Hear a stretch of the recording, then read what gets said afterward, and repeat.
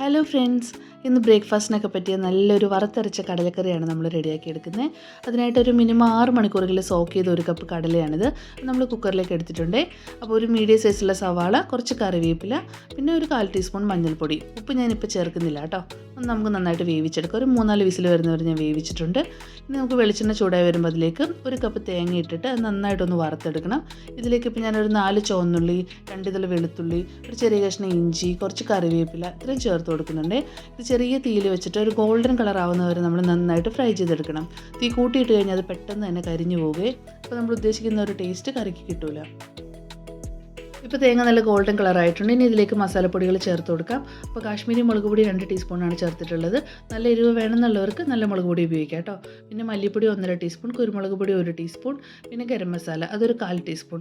ഇത്രയും നമ്മൾ ഇതിലേക്ക് ചേർത്തിട്ട് പച്ചമണം മാറുന്നവരെ മിക്സ് ചെയ്ത് കൊടുക്കണം. എന്നിട്ട് നല്ലോണം തണുത്തതിന് ശേഷം മാത്രം ഒരു മിക്സിയുടെ ജാറിലേക്ക് മാറ്റിയ ശേഷം വളരെ കുറച്ച് വെള്ളം ഒഴിച്ച് നമുക്ക് നല്ല മഷി പോലെ അരച്ചെടുത്ത് മാറ്റി വയ്ക്കാം. ഇനി നമുക്ക് കറി റെഡിയാക്കി എടുക്കാം. അപ്പോൾ വെളിച്ചെണ്ണ നമ്മളൊന്ന് ചൂടായി വന്നപ്പോൾ അതിലൊരു 1/4 ടീസ്പൂൺ കടുക് ചേർത്ത് കൊടുത്തിട്ടുണ്ട്. കടുക് പൊട്ടി കഴിയുമ്പോൾ അതിലേക്ക് നമുക്ക് കുറച്ച് കറിവേപ്പിലയും ഒരു 6 ചുവന്നുള്ളി ചെറുതായിട്ട് അരിഞ്ഞും കൂടെ ചേർത്ത് കൊടുക്കാം. അപ്പോൾ ഇഞ്ചിയും വെളുത്തുള്ളിയൊക്കെ നമ്മൾ ഓൾറെഡി തേങ്ങ വറുത്തരച്ചതിലും പിന്നെ കടല വേവിച്ചതിലൊക്കെ ചേർത്തിട്ടുണ്ട്. അപ്പോൾ അതുകൊണ്ട് അഡീഷണൽ ആയിട്ട് ഞാൻ ഇതിലിപ്പോൾ ചേർക്കുന്നില്ല. നിങ്ങൾക്ക് താല്പര്യം ഉണ്ടെങ്കിൽ വീണ്ടും ചേർത്ത് കൊടുക്കാം കേട്ടോ. പിന്നെ നമുക്കിത് നന്നായിട്ടൊന്ന് ഫ്രൈ ചെയ്തെടുക്കണം. ഇത് നന്നായിട്ടൊന്ന് വാടിയതിന് ശേഷം വേണം ഇതിലേക്ക് നമുക്ക് തക്കാളി ചേർത്ത് കൊടുക്കാനായിട്ട്. അപ്പോൾ നന്നായിട്ട് പഴുത്ത ഒരു വലിയ തക്കാളിയാണ് ഞാൻ ചേർത്ത് കൊടുക്കുന്നത്. അപ്പോൾ നിങ്ങളുടെ കയ്യിലുള്ളത് ചെറുതാണെങ്കിൽ 2 എണ്ണം ചേർത്ത് കൊടുക്കാം കേട്ടോ. ഇനി ഇത് നന്നായിട്ടൊന്ന് വാടി വരാനായിട്ട് നമുക്കിത് അടച്ച് വെച്ചൊന്ന് വേവിച്ചെടുക്കാം. നന്നായിട്ട് വെന്ത് കുഴഞ്ഞു വരണേ. ഇപ്പം നന്നായിട്ട് വെന്ത് കുഴഞ്ഞു വന്നിട്ടുണ്ട്. ഇത് നമുക്കൊന്ന് ഉടച്ചു കൊടുക്കാം ചെറിയ പീസസ് ഒക്കെ ഉണ്ടെങ്കിൽ. തേങ്ങ വറുത്തരച്ച് വെച്ചിരിക്കുന്ന കൂട്ട് നമുക്കിപ്പോൾ ഇതിലേക്ക് ഒഴിച്ചു കൊടുക്കാം. ഒരു ഗ്ലാസ് വെള്ളം കൂടെ ഞാൻ ചേർത്ത് കൊടുക്കുന്നുണ്ട്. ഇത് നന്നായിട്ടൊന്ന് മിക്സ് ചെയ്തിട്ട് ആവശ്യത്തിനുള്ള ഉപ്പും കൂടെ നമുക്ക് ചേർത്ത് കൊടുക്കാം. ഇതൊന്ന് തിളച്ച് വരുന്ന സമയത്ത് വേണം ഇതിലേക്ക് നമുക്ക് വേവിച്ച് വെച്ചിട്ടുള്ള കടല ചേർത്ത് കൊടുക്കാനായിട്ട്.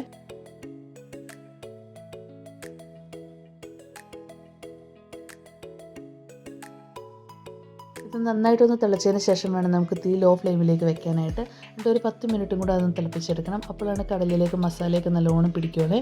പിന്നെ ഇത് നമ്മൾ ഒത്തിരി തിളപ്പിച്ച് കഴിഞ്ഞാൽ ഇത് വല്ലാണ്ട് കുറുകിപ്പോവും. അപ്പോൾ നമുക്ക് എത്ര ഗ്രേവിയാണോ വേണ്ടത് ആ ഒരു പാകത്തിൽ നമ്മൾ തീ ഓഫ് ചെയ്തോണേ.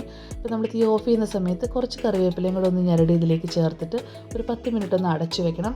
അപ്പോൾ നല്ലൊരു ഫ്ലേവർ ആയിരിക്കും കറിക്ക്.